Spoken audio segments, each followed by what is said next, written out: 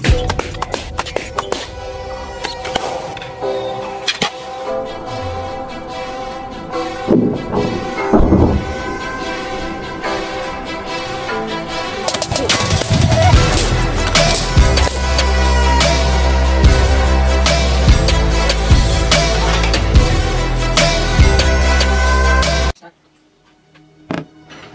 Guys, welcome to our channel ABC blog.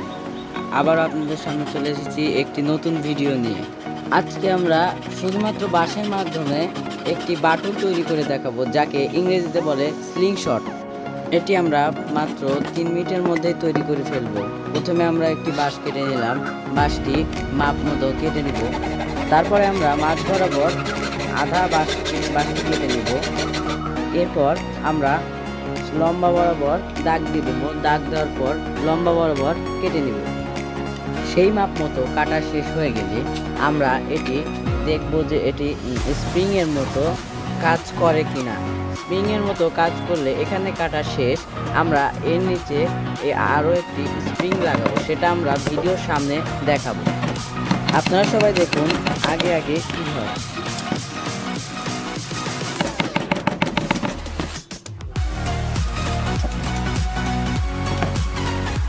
দেখুন বন্ধুরা, আমরা যেভাবে কাটতে চাইছিলাম সেভাবে আমাদের কাটা অলরেডি হয়ে গেছে। এরপরে আমরা এই মোটা বাঁশটি কিছুটা গোল করে কেটে নিব, যেন দেখতে একটু সুন্দর লাগে।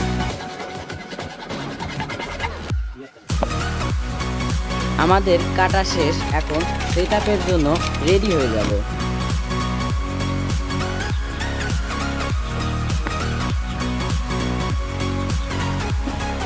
সেটআপের শুরুতেই আমরা এই বড় লম্বা বাঁশটির উপর এই মোটা বাঁশের অংশটুকু লাগানোর জন্য দাগ দিয়ে দিব, যেন স্ক্রুগুলো ভিতরে ঢুকে।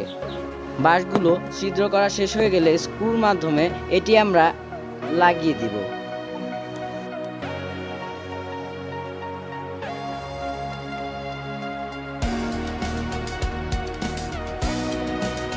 স্ক্রু লাগানোর কাজটি হয়ে গেলে আমরা এখন চলে যাব রাবার লাগানোর জন্য।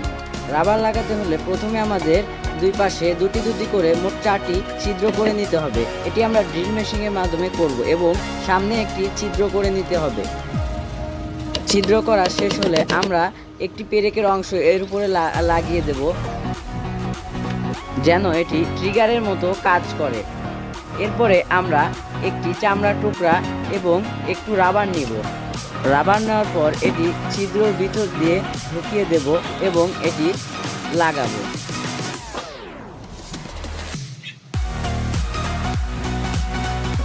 এমনভাবে লাগাবো যেন এটি স্পিড একটু বেশি হয়।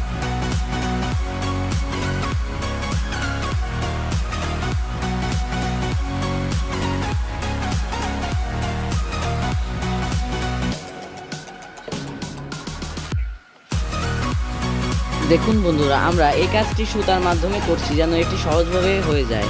আপনারাও এভাবে করতে পারেন।